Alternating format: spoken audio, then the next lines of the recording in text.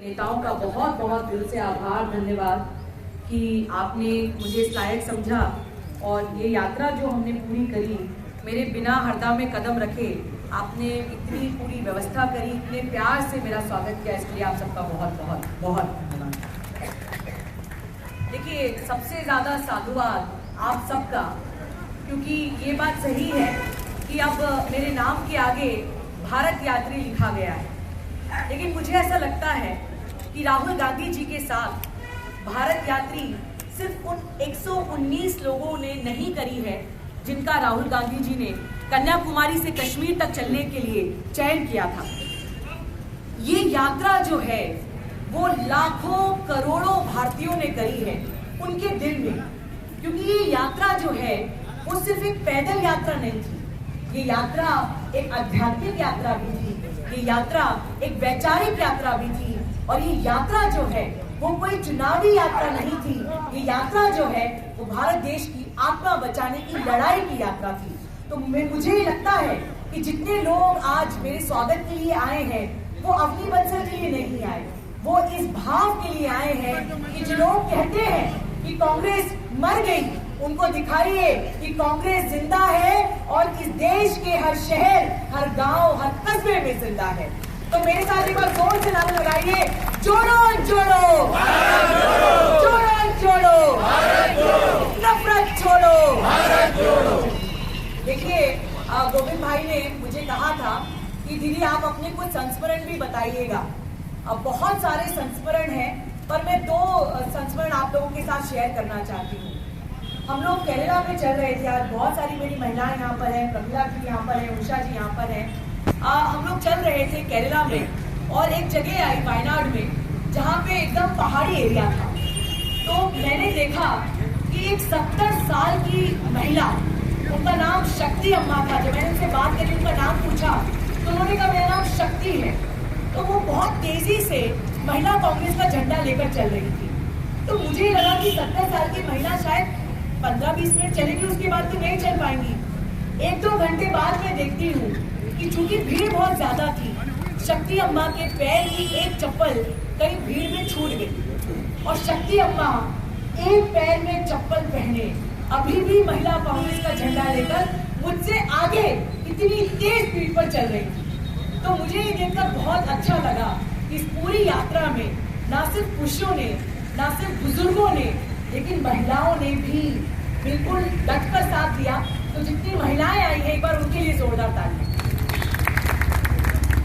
देखिए, 2 अक्टूबर को हम लोग बैंगलोर के पास थे गांधी जयंती पर, और बैंगलोर से हमारे साथ एक बंदे आए, उनका नाम था वसीम भाई।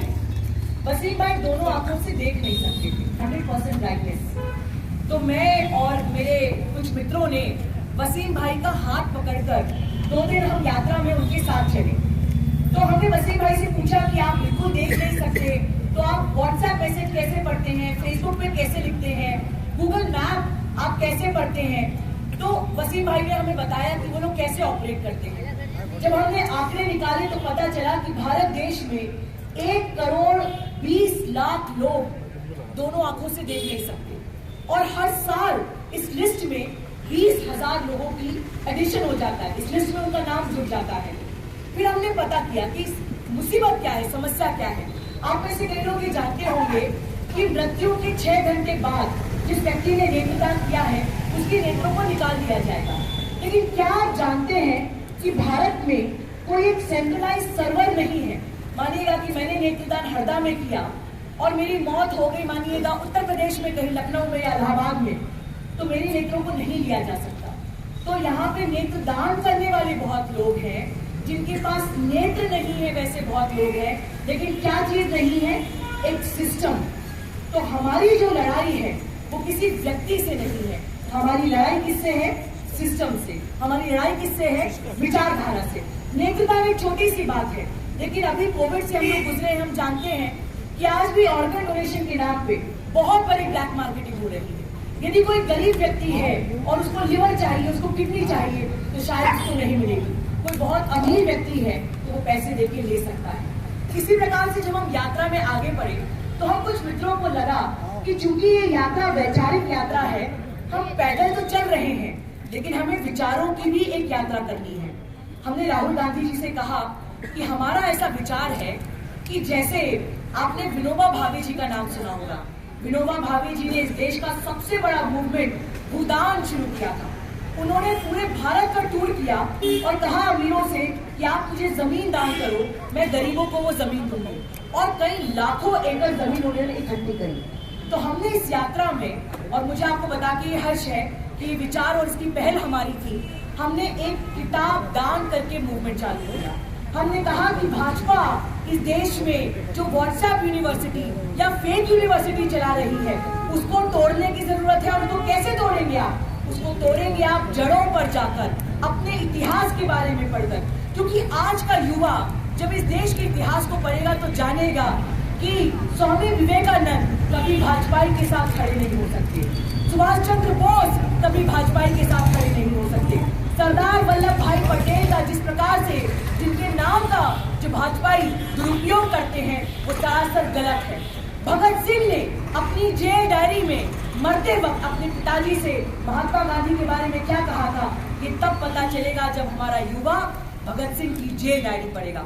तो राहुल गांधी जी को ये विचार बहुत अच्छा लगा और उन्होंने भारत जोड़ो यात्रा में एक भारत जोड़ो मोबाइल लाइब्रेरी, एक चलती फिरती पुस्तकालय के नाम से पूरा कंटेनर मंगवाया। अलग अलग लोगों ने किताबों का दान किया और एक भारत जोड़ो मोबाइल लाइब्रेरी बनी। और राहुल गांधी जी जब हमारी लाइब्रेरी देखने आए तो उन्होंने कहा कि अवनी मैं चाहता हूं कि कम से कम पूरे भारतवर्ष में 100 ऐसे पुस्तकालय खड़े हो जाए। तो मेरा निवेदन कि जितने भी मंचाती मेरे कांग्रेस साथी हैं, हमें राहुल जी की इस बात को हरदा से शुरुआत करना है और हरदा में भी एक भारत जोड़ो मोबाइल लाइब्रेरी मिलकर बनाना है। क्या आप इस बात से सहमत हैं? देखिए, आज आप यात्रा कर आए, आप लोग चले, हो सकता है आप में से कई लोग पहले ना चले हों, तो इसके लिए बहुत बहुत धन्यवाद। देखिए, बातें कहने की बहुत सारी हैं, लेकिन मेरा ये मन है कि मैं क्षेत्र में आप सबकी बातें सुनना चाहती हूँ, मैं रहूंगी। आप जब कभी भी कहाँ भी मुझे बुलाएंगे, मैं जरूर आप सबसे मिलके आपसे एक एक से रूबरू होना चाहूंगी। बस मैं अपनी बात को, क्योंकि समय कम है, तो मैं ये 4 पंक्तियों के साथ, आपने पंक्तियां पढ़ी तो मुझे लगा कि मुझे भी कुछ पंक्तियां पढ़ना चाहिए। तो हमारे इंदौर के जो राहत साहब हैं, उनकी 4 पंक्तियां मेरे जहन में आती है। तो आप मुझे मुझसे पूछोगे कि अवनी, तुम कन्याकुमारी से कश्मीर तक चली, तुम्हारा क्या संदेश है, इस यात्रा को तुम कैसे देखती हो? तो मैं ये 4 लाइनों में उसका जवाब देना चाहूंगी।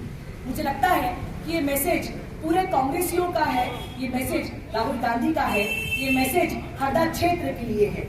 क्या संदेश है, क्या मैसेज है कि तूफानों से आंख मिलाओ, तूफानों से आंख मिलाओ, सैलाबों पर वार करो, तूफानों से आंख मिलाओ, सैलाबों पर वार करो, मल्लाहों का चक्कर छोड़ो, तैर के नदियां पार करो। अरे मल्लाहों का चक्कर छोड़ो, तैर के नदियां पार करो। तुमको अपना शौक मुबारक, तुमको अपना शौक मुबारक, हमको मुबारक अपना सलूक। तुमको अपना शौक मुबारक, हमको मुबारक अपना सलूक। हम फूलों की डाली तरसे, हम फूलों की डाली तरसे, तुम चाकू पे धार करो, तुम चाकू पे धार करो। तो हमारा जो संदेश है वो है कि इस नफरत के बाजार में मोहब्बत की दुकान खोलना है। और ये सिर्फ एक अवनी बंसल, सिर्फ एक डोंगरे जी, सिर्फ एक ओम पटेल, सिर्फ एक केदार भैया ये नहीं खोल सकते, सिर्फ एक हेमंत भैया, एक प्रमीला दीदी नहीं खोल सकती। यहाँ पर जितने लोग खड़े हैं, हुंकार करके मुझे कहिए कि जितने कांग्रेसी आज यहाँ मौजूद हैं, इस हरदा क्षेत्र में उतनी मोहब्बत की दुकानें खोलेगी। क्या आप तैयार हैं? तैयार है। क्या आप तैयार हैं? तैयार है। क्या आप